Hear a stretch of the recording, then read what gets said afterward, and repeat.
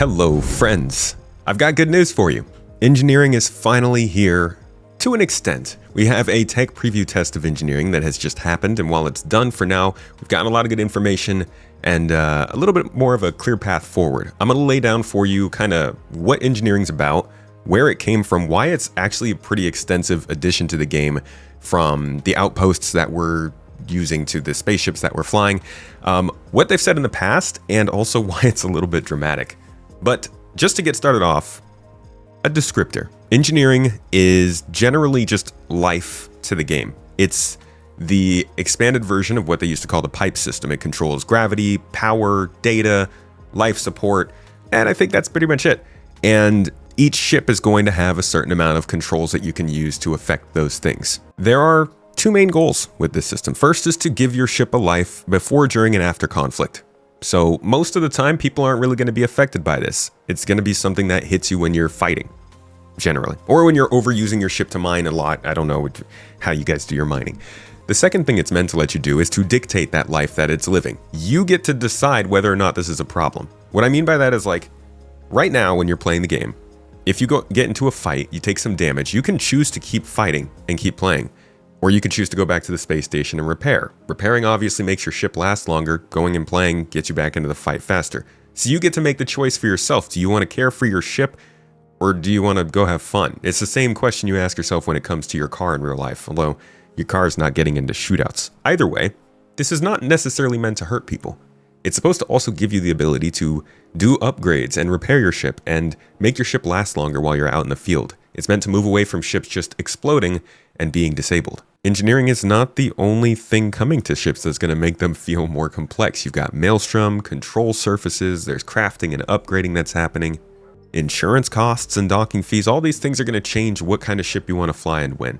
But enough of me yapping, let's get into what engineering actually is. Now, it was being talked about a long time ago. This is not the earliest, but this is a point at which they were really starting to detail the full design of this system.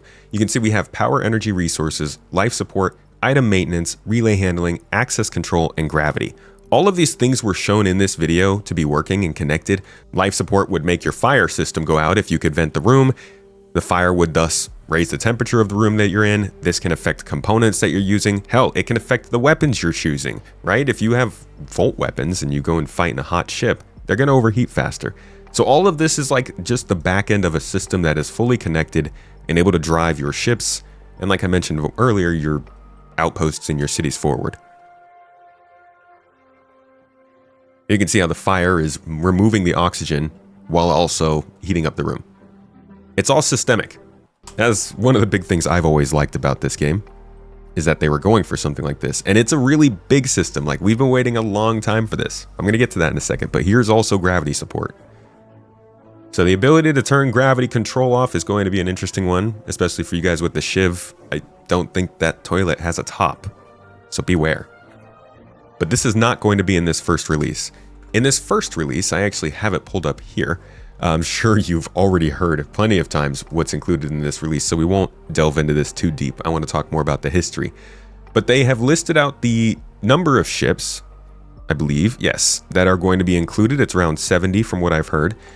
The original plan for this release, as of I want to say about a year and a half ago or so, the 4.0 planned release, was only going to include, I think, like 11 to 15 ships. I couldn't find the resource for that. If I can, I'll link it in a pinned comment down below. But I do remember that they didn't really plan on having this go throughout the entire range of ships. I was really adamant that they needed to make sure to release this only with the entire range of ships. So I think 70 to 71, while that's good, it's not there. That's the first rollout. And what it's going to include is, of course, your engineering screen, your diagnostic screen, MFD for the single seat fighters. So you still have a way to manage your systems. You don't have as deep an engineering screen and interface to use, but you can still see what's going on. You get a one-time repair through a button click for completely broken items in the single seaters, which is a nice little, here you get auto fix button. So you don't have to get out of your ship when you're in the post battle days and you're just trying to chill. Fires on ships have also broken out. We're going to talk about this in depth. This went through a huge range of development updates back in the day. Relays connect throughout the ships. There is a difference in how relays are working now. They're not the end-all fail point for your ship, so there's going to be some level of modularity to the ship power systems. Again, we will get to that. I promise we're going to get deep into this one. Heat generation is there. Updated of health in the ship components, and damage resistances are there. Fire extinguishers also now extinguish and cool down fires. Repair gun repairs components. It's a first pass. This is not everything that's included in engineering, as I'm going to show you, but this is a first pass. It is under NDA, so wasn't really that talked about. I personally didn't get into the test. I'm just reading what happened before. But I do think there's a lot of context and history that can help you understand kind of where we're going from here. I'd like to take you back to 2019. This is when we already were seeing a lot of work around what was then called the heat system. Can come all the way back here and probably check out like what 3.4, maybe 3.3. It was around this time. Here we go. The heat system released in April of 2019 reads improvements to the heat system to provide a more systemic experience between items and vehicles. This will cover a variety of issues and their effects on vehicles, from how heat flows and various components in a ship to incorporating heat values into the room system, all the way up to defining the ambient heat of a solar system. This was implemented on throughout the years, mostly in that first couple of months. As you could see, misfires came to thrusters in the next update. And this was something that they covered extensively in their Inside Star Citizen, or at least at that time around the Verse episodes. Looking a lot more appropriate for Star Citizen, and like it fits a lot better. Since then, on the tech side, we've had a debug slider implemented for me to use. This allows me to alter the health of the thruster in real time, so I can see how the effect would progress throughout the thruster's damage. This increases iteration time a lot more and allows me to sort of see where I would want to have some artistic flares now and then. So this is obviously more of the art side of things, but the point stands. This is something that they have been planning on for quite a while. It originally was the pipe system. They, I'm sure at some point realized it needed to go a lot further than they had it, especially with the way that the scale of the game was expanding. So they brought it back to resource management and created the engineering system starting in around 2020. We're going to get to this. So just to make it extra clear before we get the deepest we possibly can into engineering, here is a statement from the devs themselves regarding the way that engineering is supposed to affect you. As in, not something that just immediately starts random fires and stuff. It's something that depends on your components being used, abused, damaged, very old, overheated, whatever it might be. But listen to this. Misfires are something that is already in the game in some form. By the way, I gotta say, they are already in the game, as he's talking about thrusters, which we just looked at were a thing.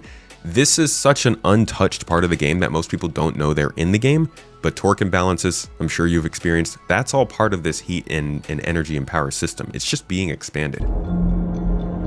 Misfires are something that is already in the game in some form. Thruster surges, seal generator failure, stuff like that. We're just expanding it a bit, and pretty much the idea is that, items that are damaged, that are too hot, or that, for example, are very old and degraded, will start misfiring. In some cases, that will be that it will take some extra damage.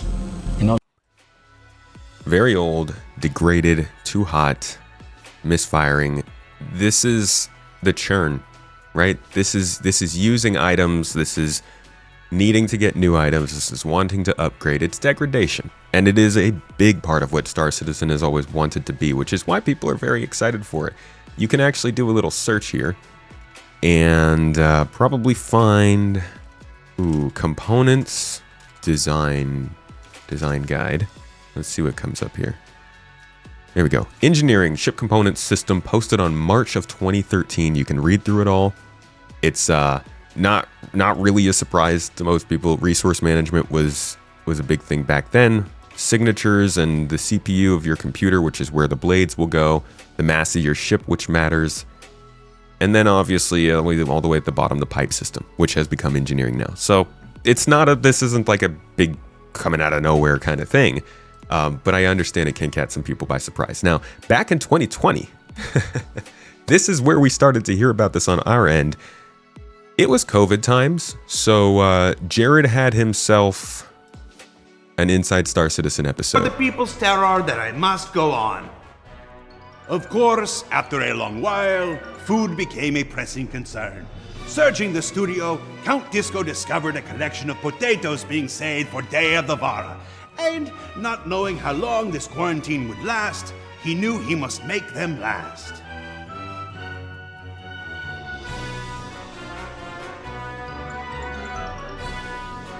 And once everything was ready, there was really only one thing left to do. He'll have to science the shit out of this one! Let's grow. It wasn't long before the results of these labors bore delicious vegetables. So, Inside Star Citizen used to be a lot more exciting than it is now. And that's not just about the antics, that's also about things like this. We used to get very, very in-depth looks at engineering systems and how they were supposed to function. This was a very basic layout of the idea. The idea that some things would be producers, some would be consumers, and you had to balance it across your power supply, your battery, your thrusters, your lights, all this stuff. Small example of a ship where we have a power plant, we have a fuel tank, a battery, we have lights inside the ship, we have turrets, we have weapons. We try to build a priority system, so you never want your lights to have the same priority as, for example, your power plant or your weapons. You can see the same thing playing out here that we are seeing now with relays. Both power plants are starting to produce power. The fuel tank starts to get drained. The battery is on full capacity. We have these relays. Relays are a new concept that we're introducing in the ship in order for all those resources to travel from the fuel tank to the power plant, from the power plant to the battery, from the battery to the lights. Everything travels to these relays. Now, each relay you have on your ship is going to consume power. So the less you have, the more efficient you're going to be. The more you have you're going to be more redundant. For example, now that's actually changing a little bit with this new version of engineering. What they are talking about is that the relays are going to allow for power throughput. So you get, when you have a full relay with 3 fuses in it, or how many fuses they allow, you'll get 100% of the allowed power through that relay. As you lose fuses, you lose some power throughput.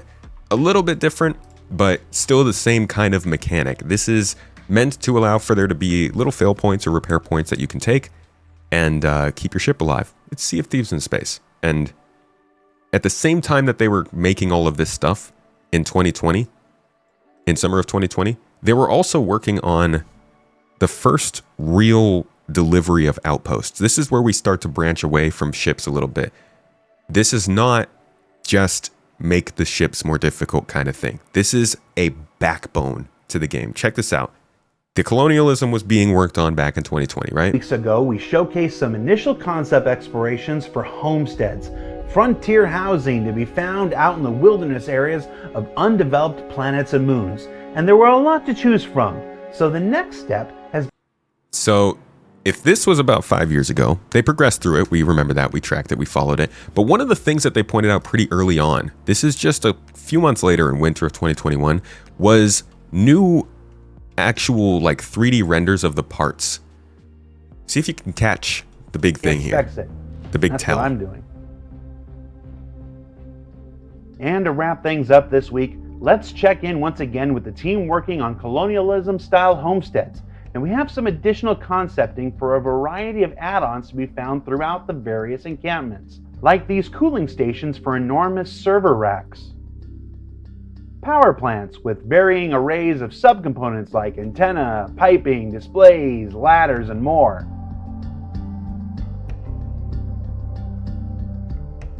fuel tank arrays with a variety of blockouts altering the way in which they connect with one another as they expand out across the horizon, solar array add-ons for both the power plants we saw before and habitat buildings themselves, refinery units,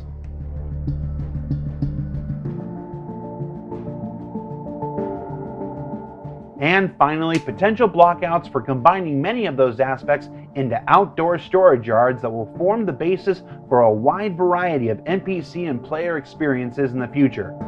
So I think you guys kind of got the idea. We can go back to one of these slides where you can see very clearly that they're marking out fuses, multifunction displays, MFDs, interactive points, right? And these are not assets that we are unfamiliar. Solar panels are everywhere. in the Pyro system. And that's because from 2020, while they were developing the engineering system, they were also developing ground locations. This is also something you can see them kind of toying with in landing facilities, landing zones, in the space stations a little bit, even in some of the underground facility stuff. They're going to start creeping this stuff into the missions, into the contracts, into the just general DNA of how Star Citizen's gameplay works. Battery puzzles, repairing objects. We've already seen it in ASD, but we've also seen it last year when they were talking about what we were going to be doing in Pyro. These are missions you can already take in the game, by the way. Because of its unique star system that can be shipped back to Stanton. We have a whole bunch of new mission types that you'll be able to do there. Then they're more geared around repairing pieces of machinery. We have what we call charge drain technology coming over from Squadron, which enables... Now we're still waiting for charge drain to really come in. I think that is also a part of engineering, is going to embolden that.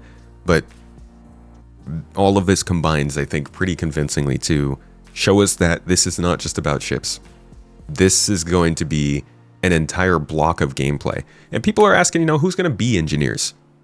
Anybody, really. You don't have to specialize your character, which is nice, but I do think there are a lot of people who are just interested in running around being maintenance at all the different locations, whether it's for somebody's spaceship or for the space station that they like.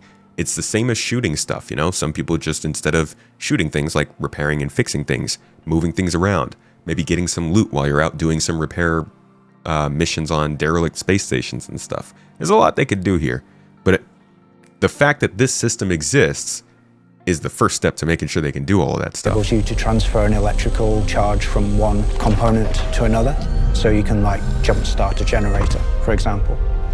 There's scope for much more gathering type of missions, like going out into the field, collecting crops.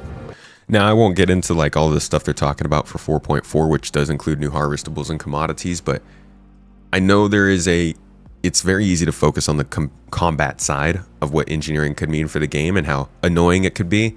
But I think there's a whole breadth of stuff to look at that means this game's about to get a lot better with this kind of gameplay being included. Now, the last part I wanted to talk about here was fire, which is actually a big counterpart to engineering to some extent. It's a big part of how the gameplay works. And you can see here, they were also working on that all the way back then. Inside Star Citizens used to be so much more interesting. Look at how simple the fire simulations they were doing back then were, as they just were starting to figure out how they wanted it to work. In Squadron 42, and we're back with another update. Now, after starting with voxels, the VFX team is now laying the groundwork for a functional entity-based prototype that can track things like temperature, fuel amount, fire and smoke intensity per entity, and incorporate those into systemic propagation. What you're seeing here now is a fire volume that starts at the ignition point and grows from there, using entities that allow for mesh spawning, which will then in turn allow fire and smoke particles to spawn directly from the surface of an item's geometry. At this point, I was already like, ooh, Far Cry too much? But then they started to expand it a little bit more. Here's spring of 2020, just a little bit later. The VFX team has also been creating the test bed for a voxel-based fire system, seen here in a very early, simple implementation designed for prototyping. While this will be expanded upon for actual implementation in the future, this already has some very useful debug options designed specifically to test propagation. In this version, the smoke and fire spawn separately within a voxel, while each voxel has its own emitters. This isn't precisely the way we intend any final implementation to work, but it's functional enough for this initial prototype, which isn't actually designed to demonstrate or test the quality of fire, but instead to determine how any potential propagation of flame might work. Now, I think the interesting part here is that the engine that Star Citizen is built off of is CryEngine. Over the years, it has been so ripped apart and rebuilt that it now has its own name that they've coined as Star Engine. But it's not like they're using the fire stuff that was used in the Far Cry games back when CryEngine was still being used for that, which I think it might still be, I'm not sure. They had to rebuild it so it worked with the assets they made, the spaceships. They had to make it so that it worked in a certain gravity zone and all that kind of stuff. So it's funny to see it took them this long, but it's also a little bit understandable that it probably wasn't super important. Like, I don't think this was consistent work from 2020 to now. I think this was work being done with the expectation this was going to come a lot sooner, which is the story of just about everything in Star Citizen. Here's another look at, though, the development they were doing back then in summer of 2020. You can see here our poor flaming cart, the entity, being dragged around this basic ship interior, igniting the surrounding voxels in flame. Now, to say that the number of teams here are excited about the gameplay possibilities of this would be an understatement. One day, fire extinguishers in the verse may be good for more than just getting a single kill in Theaters of War. It happened. Look it up. Remember referencing Theaters of War? Finally, we got a little bit of a previs. They really liked burning the 600i. There's a couple other videos that they have here, but this was one of the further along ones of that year, fall of 2020. It's been a while since we've checked in on the team's work in fire propagation, and, well, they might be having a little too much fun at the moment. What you're seeing here is what's called a visual target test. Now, this is separate from the code work that we've shown in the past. The purpose here is to see what's possible visually with the current shader and graphics tech that's already in place. This looks pretty good. That's an important statement right there, the current shader and graphics tech. Remember that. But more importantly, it's allowed the team to identify areas of much wanted improvement that's still needed, like the glow and emissives from heated surfaces, the quality and density of soot in the air, a more varied mix of flame types based on the surface the fire is emitting from, and more. All right. Final video to look at is actually one from a couple of years ago with not Jared, but actually Ali Brown, who handles a lot of the graphics and engineering work at Star Citizen or at CIG. He does a lot of the stuff that they need done so the game actually runs, right? We're talking about Gen 12, Vulkan API stuff. I mean, you see him talking about Planet Tech and Vulkan and all that kind of stuff on Spectrum constantly because he is very, very tied into that stuff. Here we have finally a look, after those development highlights I just showed you, a look at what this is supposed to look like as of a couple of years ago, a little previs look.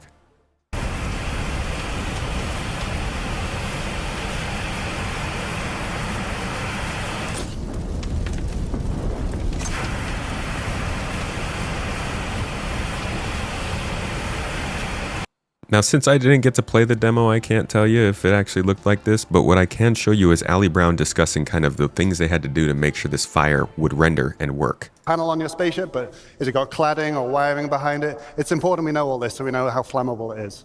Then after this, we have to define all the physical properties that go with these surfaces. So, for example, what the mass is, the energy density, combustion temperature, fuel ratio. Sorry, we're going to jump forward a little bit here to rendering. Burning, just like it would in real life.